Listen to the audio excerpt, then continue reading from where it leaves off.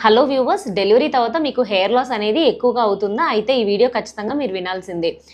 మీరు ప్రెగ్నెన్సీలో ఉన్నప్పుడు ఎక్కువగా మంచి న్యూట్రిషన్ ఫుడ్, మంచి బలమైన ఆహారం తీసుకుంటారు. అండ్ హార్మోన్స్ కూడా మెయింటైన్ అవుతూ ఉంటాయి. కాబట్టి మీకు హెయిర్ లాస్ అనేది ప్రెగ్నెన్సీ టైంలో చాలా తక్కువగా ఉంటుంది అండ్ అసలు ఆగిపోతుంది కూడా.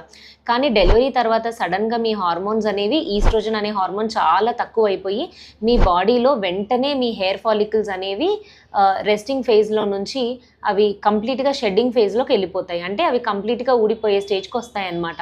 సో ఆ టైంలో మీ హార్మోన్ లెవెల్‌ని బట్టి మీకు జుట్టు అనేది రాలిపోతూ ఉంటుంది.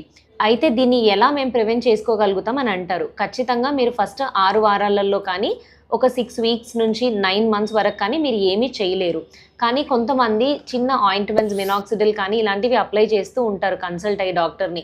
కానీ అది ఎంత అప్లై చేసుకోవాలి, అప్లై పోస్ట్‌పార్టమ్‌లో చేసుకోవచ్చా లేదా అనేది మీ డెర్మటాలజిస్ట్‌ని కలుసుకొని మీరు తెలుసుకోవాలి.